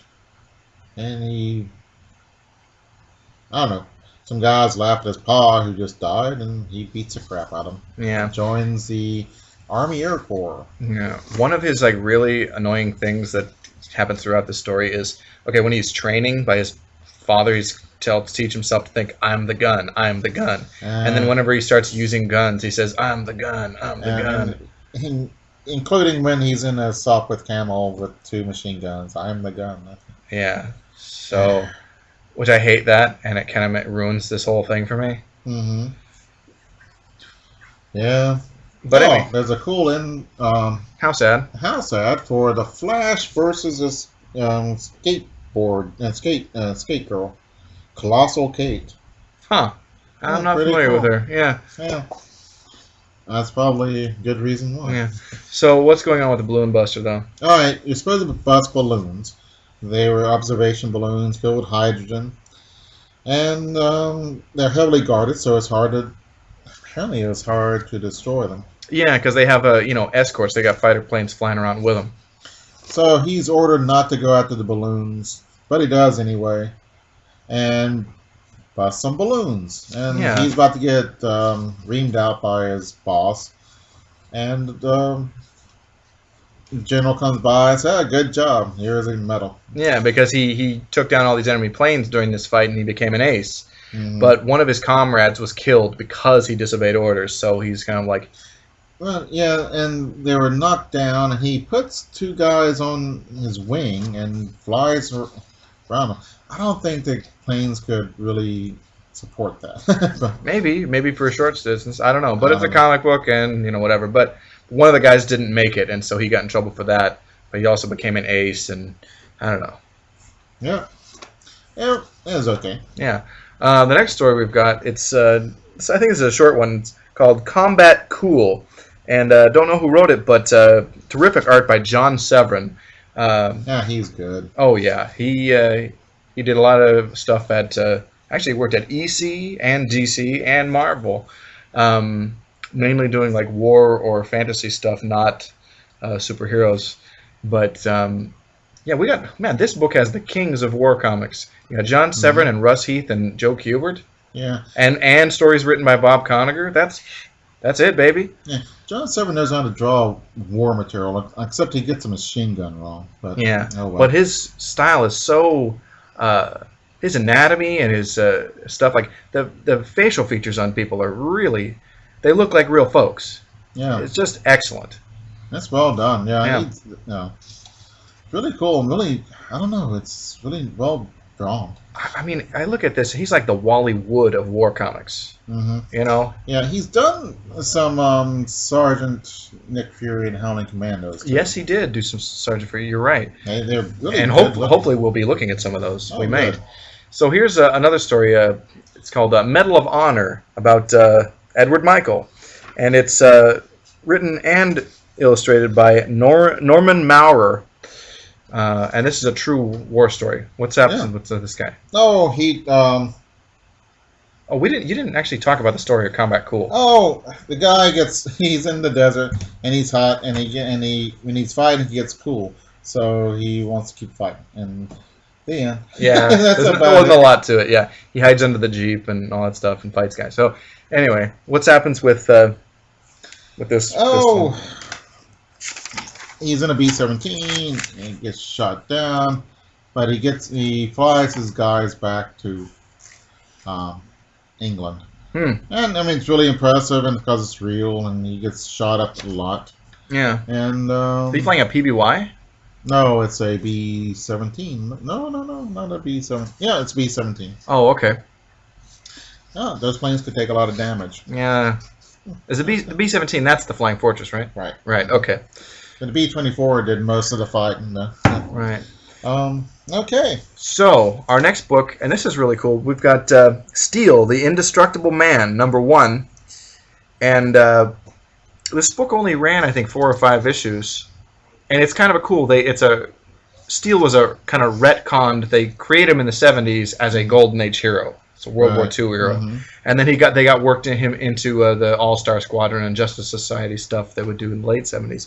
But the story is called From Hell is Forged a Hero, written by Jerry Conway, with art by Don Heck and Joe Giella. And we get this origin story of Steel. Yeah. I forgot the guy's name. Okay. What is his name? The civilian guy? I'm blanking on it too right now. Yeah. Oh well. Yeah. They go to Munich. Mm-hmm. And I didn't know that. Well, it's Munchen. That means home of the monks. Yeah. So they're at a medical conference or something like that, and they're trying to talk about transplanting. And I thought transplants were earlier than this, but no, the Nazi doctors aren't having it. It sounds like a fraud to them. Mm-hmm. So they kick him out. And And he finds some Gestapo guys beating up an old Jew, and he gets into a brawl with them. mm-hmm. And the guy thanks him, but he's like, "You got to get out of here because they'll kill you." So he has to rush off and go back to America. And that guy gets killed himself. Yeah. Yeah, that's Yeah, so he goes back home to his girl, mm-hmm. and he joins the army. Yeah, instead of doing science, because I don't know, don't you think that he would think he could be more valuable as a doctor than just another corpse? You know? Yeah, even, more cannon fodder. I'm like, the guy who invented, I don't know, the P-51 did more work than did more good than 100 pilots, soldiers. Well, and the fact that this guy's a doctor and scientist, you'd think he'd be smart enough to join the Air Force or the Navy, where you're less likely to get your head blown off. Some people like battle. Okay. Yeah. Aren't you glad you didn't have any combat? I'm kind of sad I didn't in some ways. I'll never see the elephant. The elephant? It's an old Civil War term. Oh, okay. Like Hannibal's elephants? No. See, when you're in a country, the fair would come by. Mm-hmm. They'd have an elephant. You go there. When you're a man, your father gives you some money to visit a prostitute. Okay. And it's a euphemism for becoming a man. Oh, okay. So, now you know. And, okay. Yeah. So, Baron Death is coming on. He's pro-Nazi. He, as you know, because he's got a swastika in the back and an arm cross on his forehead. And subtlety, mm-hmm. not a thing here. Okay. Yeah, subtlety is not a Nazi trait in real life either. Right. Think about it. Oh, so he sends these saboteurs out to blow some up, and our good friend, whoever. Oh, I can't remember his name. I'm sorry. It's Hank Haywood. That's right, Hank Haywood. That's right. Hmm. So he stops somebody that gets blown up. And so they use the transplanting technology on him. They basically build him up like a cyborg body. Yeah. Oh, it's a $6 million man ripoff. That's the entire thing. Set into World War II. Yeah. 1978. I don't even think about the $6 million man. I didn't until I was going to make a joke about Bigger or Stronger. Man, I loved that show when I was a kid. Yeah. It was awesome. That's all we talked about on the day after and on the bus. But like, oh man. Man, what an awful show, though. Is it bad if you go back and watch it now?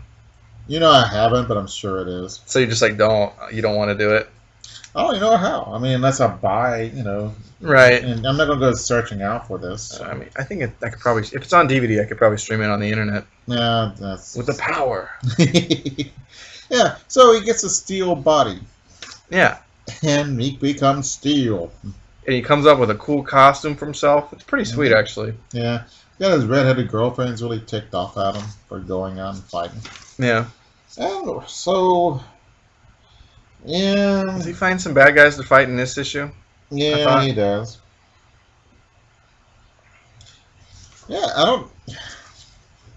Yeah, and he fights the saboteurs, beats up Baron Death. Does he, or is it leads into the next issue where he'll meet the Baron Death? But yeah, pretty cool origin, and I thought it was a pretty fun comic book. Yeah, I mean, it's only ran for 4 more issues after this. It'd be fun to track down and read them. Yeah, I do like War II type stuff. Yeah. All right. Oh, here we got a weird one. Okay, so yes, here we go. We have Strange Adventures number 201, and the lead story is called The Cackling Conjurer, with art by Bernard Bailey. No writing credits on this. Trees start moving around in this little town, and someone's laughing, and the earth is moving, and weird creatures come out, and these 2 goofballs come by. He must be smart because he's smoking a pipe. Right. I don't know. I don't know if these recurring characters or not. I don't think they are, but to my knowledge. But they seem like clean-cut American scientific youth fellas. They're like young professor doctor types. Yeah, and they investigate paranormal things. Mm-hmm. But yeah, I don't think they're reoccurring characters. So Yeah. All right. So they go out to try to figure out who's cackling and who's making the world Go go. topsy turvy. Yeah. Oh. Yeah. I think they defend themselves with a walking stick and a pail of water and a what else happens? Some weird. Um, the guy carries around percussion caps in his pocket. Of course, why not? I can think of quite a few reasons why not. Yeah, yeah. But So they meet this like wizard warlock or whatever, and this stuff's happening because I don't know, he's he's got magic. this magic power and he can live forever and But after a certain period, he has to like renew his body or whatever. He has to mhm. do this incantation. But they go to lengths to mess it up. And they knock over his cauldron and he's doomed and he Yeah. dies. Yeah. The end. Yeah. That's about it. But he'd lived for centuries and been causing problems. Yeah, it's cool. Yeah, I don't know. It's kind of crazy and weird. Yeah. Some cool Clark Kent comic book in-house ad. Oh yeah, for a Superman 80-page giant. Yeah. Yeah, what's going on with that? Oh, Clark Kent killed in blast. Caveman Clark Kent. Clark Kent meets Al Capone. Clark Kent, Fireman of Steel, and the robot Clark Kent. And, yeah. I love that Silver Age Superman stuff. It's just so magic. Yeah. It's just great. Oh, here's the story. You should be all over this. One, because it's weird, and two, it's got art by Jack Sparling. Yeah. Oh, actually, he outdoes himself here. It's pretty cool. Yeah. I keep forgetting that Jack Sparling didn't just work for Dell. He also did a lot of work for DC as well. I think we asked before anybody was one house artist. I don't think there is. There are a few guys like John Buscema. I never seen him do anything outside of Marvel. Same with John Romita. But most guys have kind of played back and forth a little bit. All right. So the story is called "The Mod Gorilla Boss," and it's got Animal Man, who had only a handful of appearances in the Silver Age. I wonder why. Well, and now he's kind of a big deal. Is he? Yeah. Are you serious? In the late '80s and early '90s, Grant Morrison kind of took this obscure-ish character and really updated it and did something really like whoa, like out there and awesome with him, and then he's been like a serious character in DC Comics ever since, and his current series is quite good as well. Huh. But yeah, and he encountered an alien spacecraft that exploded or something, and it gave him animal powers. Man. I don't know if I'd want animal powers. Well, some of them I would, but some of them I wouldn't. Well, it's he can control it. He can he taps into like what animals are near, and then he can like have their attributes, to do stuff. So the mod gorilla boss, he's a gorilla in like a mod suit. Yeah, it's ridiculous. Yeah, it's kind of fun though. Yeah. Well, luckily, Animal Man is passing by this pet store. It has a kangaroo. Now, I've never seen a kangaroo in a pet store. Have you? No, yeah, but what's he gonna do? Have a puppy? Puppy power. Oh man, that just reminded me of Scrappy Doo. Oh. So funny, when I was a kid, I didn't mind Scrappy, but as an adult, then I realized how bad that was and why people hated him. There's no other time that. Yeah. I mean, I was a small kid. Yeah. Hey, Uncle Scooby! Yeah. Now I realize how, oh, no, it's awful, but... Yeah, although, I know there's some little kids who like Jar Jar Binks. Isn't that sad? Not the little kids. And will they grow out of it? Or will their taste be ruined for life? I don't know. Some do, some don't. Yeah. It's a sad way of the world. The Mod Gorilla boss is Robin Banks and stuff, and... gets a drop on Animal Man. Yeah, but thankfully Animal Man saw the kangaroo and was able to hop away or whatever. Yeah, and he's using hopping power, which doesn't look cool, by the way. No, it looks as goofy as you think it'd be. Yeah. Well, they try to catch him and with the net. Yeah. But Animal Man is fighting the Mod Gorilla, and he can't figure out why this guy's beating him. Why he can't tap into gorilla powers and get him.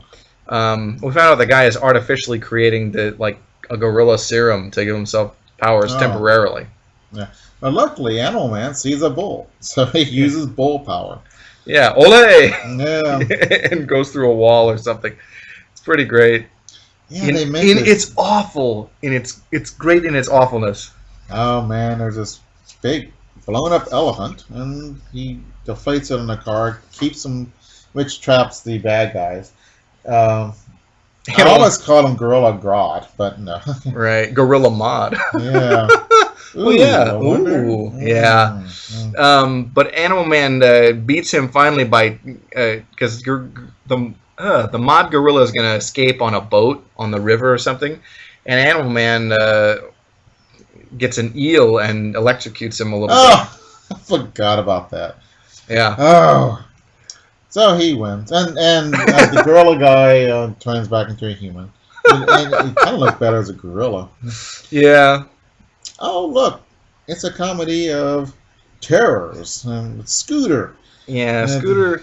They got a house ad, and Scooter was kind of one of DC's kind of like, let's do something like Archie kind of things. Actually, this looks like Archie. That's an Archie girl. Yeah, definitely. They had another one too, Binky and his friends or something like that. Yeah. He's got the Beetle haircut, and he wears mod, and he talks like a British people or. Sure. Well, that's part of the mod thing, isn't it? Yeah. But there's okay. What do you think of Animal Man? You think it's all right? No. You're like no. Okay, and that's fine. So our next comic we have is Strange Adventures number 237, and the lead story is The Skyscraper That Came to Life. Strange Adventures was just a few issues from away from cancellation, and was at this point, and it was just a reprint book. Mm-hmm. And this story is reprinted from Strange Adventures number 72, written by John Broome, with art by Sid Green and Joe Giella. And I love the art in this story. So this guy's like the prince or the king of an alien world, and there's General Zarlzo. Okay. And he runs to Earth, and apparently there's other guys there, and he's going to try to. He's making a movie or something. Because he's supposed to blend in and learn about the Earth to kind of like prep the invasion. And there were other guys sent before, and they lost contact with them. In Invasion of Skyscrapers, mm-hmm. There's actually a movie kind of like this, but with tall crystallized. Oh, I know what you're talking about. Yeah. I can't remember the name of the movie. Yeah, Mr. Zhao. Mm-hmm. So, but yeah, he comes to Earth, and under his human disguise, he becomes like a movie mogul, kind of. Mm-hmm. Yeah. Yeah, and I guess it works pretty good to get his people together. Yeah. Oh, and so he trying to take over the world. But then his people meet up with him, the ones that were already on Earth. They're like, look, we're not going to do this. We like Earth. We think it's cool. So they give him amnesia or something. Yeah, and so he just thinks he's human, and the invasion is called off because they never hear from them. Mm-hmm. The fleet never hear back from them, so they think, oh, Earth must be too dangerous or whatever. So. Yeah. Yeah. That's cool. I promise it's a better story than it sounds as we're explaining it. Oh, I'm not sure. I like that story. That's totally phased out just listening to you. I don't know what happened. Right. I actually took a glance at it. It actually sounds more kookier than it was. But yeah. Adam Strange, Strange Adventures. Yeah. Or Strange Adventures, Adam Strange. Yeah, so Adam Strange, a really cool recurring character. This story, not so much. But the story is called Ray Gun in the Sky. And it's reprinted from Mystery in Space, number 77. Written by Gardner Fox, with art by Carmine Infantino, and inked by Murphy Anderson. So great team there. I like the whole deal with Adam Strange. He teleports to the planet Rand. Yeah, by the Zeta Beam. Yeah, the Zeta Beam, but only works every week or so. Yeah, and it comes at different random times and places, and so that's got to be like the ultimate inconvenience. Right. Think about it, because it's going to drop him back on some weird place on Earth. He's like, crap, my car, Right. And this has happened to him twice already. And he's talking to a cop, and it happens again because his his other dimension girlfriend. Yeah, or out in space. Yeah. Alana Ranagar. Yeah. Oh, and they just they invent this machine to bring them back in the old time. Yeah. So they're attacked by this huge ray gun, which is stupid. It's like a pistol that's a ray gun, but it's about It's 2 huge, stories tall. and it's just flying through space. Yeah. It's just flying through the air. I'm like, oh, huh? Yeah, that's one of the most goofball stories ever. Yeah. I like Adam Strange, but I just didn't like the story very much. No. So they try to stop it.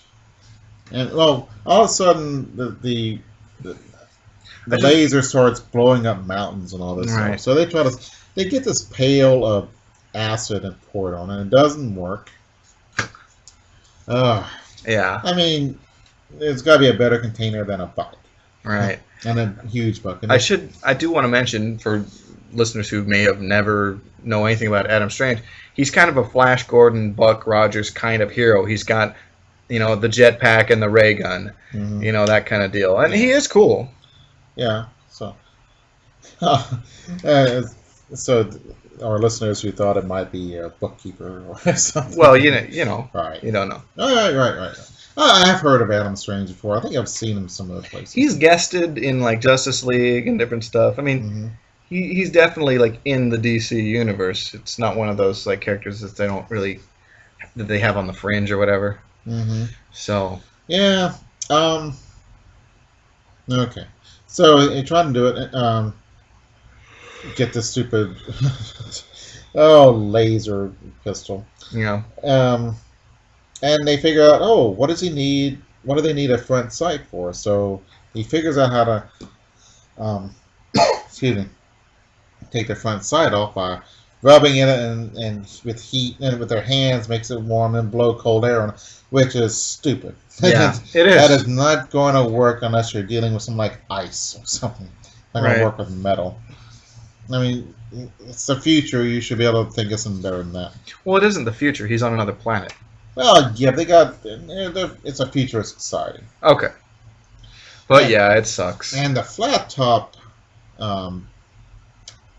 spacecraft looks like a dustpan. Yeah, it does. Very good. Yeah. All right. So, all right. By doing this, once he defeats the laser gun, these aliens come by and say, "Hey, we want to take over," because this laser gun was preventing us from doing it. There was some godlike figure, Sorkum Ba. He been telling them not to invade stuff, and they keep trying to invade, and they figure out how to. It's some godlike figure or something. Don't invade other planets. So I think I'd listen to him. Well, yeah. I guess it's like the Israelites in Exodus, man. Sure. Look at all these miracles, and you're still dissing them. Yeah. I'd listen, but yeah. Well, maybe that's just me. I don't know. So I'm with you. I'm with you. Okay. On team listening. Yeah. There's this super weapon that what is this place called? Which place? They're on the planet Ran in the city of Ranagar, right? Mm-hmm. Okay. Yeah, and there's some kind of secret weapon down there. Oh, okay. So he's going to take the laser gun. So they're invincible. The aliens are invincible. They can't fight them. Okay. So he's going to take that gun and shoot them. So he shoots them and he misses, and they laugh at him, so they just leave. But that was a feint because he could not get the gun to work because the gun was using the power from their ship. So he put some regular old lasers that don't work with a darn, I guess, and he misses on purpose.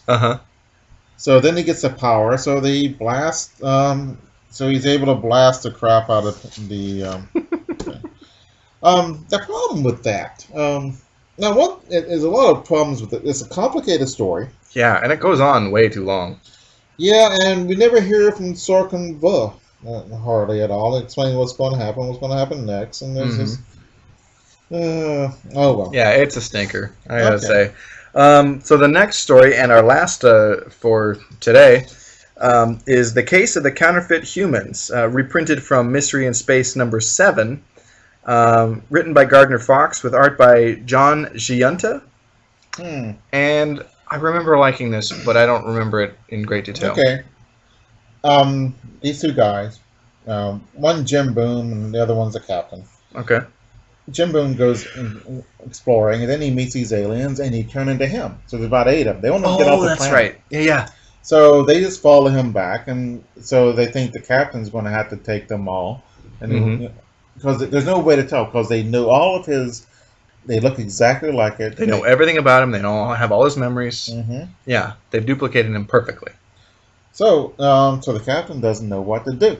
He examines them with some kind of diatonic something or another, and nothing seems to work. Right. So he about gives up, and there's a little reader. Can you figure it out? I says, I wish I had looked carefully. I would have caught it. But one of the guys, the real guy. No, the captain is leaving. He's going to leave them all. Yeah. So the real guy is sweating. And that's how he knows it's a real guy. He's distressed at like, oh no, I'm going to be left behind. The other guys, well, they don't have anything to lose because they're already there. And they don't feel the emotion as humans do. Right. And so then the captain's able to double back and get the real guy. Yeah. So I thought that was pretty cool. Yeah, I like much shorter and much better story. Right. And that was used in Total Recall. The sweating. Yeah. That's a pretty cool scene. Yeah. You know that movie's supposed to be a dream. The whole thing? I think... Oh, you know what? I read the actual story. We Can Remember That For You Wholesale. I've read that, yeah. I've got it. It's great. Cool. It's a short story, so, I mean... Yeah, Philip K. Dick. Great stuff. Yeah, That's some great science fiction. But that's... Yeah, it's interesting. I like the original Total Recall. The new one was boring. Was it? I didn't see it. Tedious, and it's had no... The first one was fun, and there's lots of good one-liners, and everyone's having a good time. Yeah. Supposedly, to watch the commentaries, Schwarzenegger doesn't understand the concept of commentary, so he thinks it's like you're describing the movie to a blind person. There is where I hit the bad guy. He really goes down good, and I shot this one good too. Oh, look at her breast! Isn't that funny? And oh my gosh! It's one of those hilarious things ever. I will have to check that out. Is that on the DVD you just gave me? Oh, yes. I will be watching that with great interest. All right, so I think that's it for today. What did we learn today, Jeff? Nazis aren't subtle. No, they're not. And man, Adam Strange is cool, but his stories are lame. At least that one is. Who knows? I've read other ones, and they're tedious and boring. I mean, like, it sucks because he's such a cool character, and the concept of him is cool. Yeah. But his stuff is just, at least what I've read, is kind of dull. You know, it is kind of like Marty Sampson, like, you know, I mean, as in the stories aren't that good and all that stuff. Yeah. I'm like, geez, they made it complicated enough, but that didn't make it good. They made it too complicated, and they didn't. Complicated's good if it's also interesting, and it was lame. Tie it all together. Yeah. It's lots. When you come away from a story not being able to figure out what the it's no good. So, yeah, we want to call it good. Yeah. All right. Thanks for listening. Are good. Yeah, they are. They are really.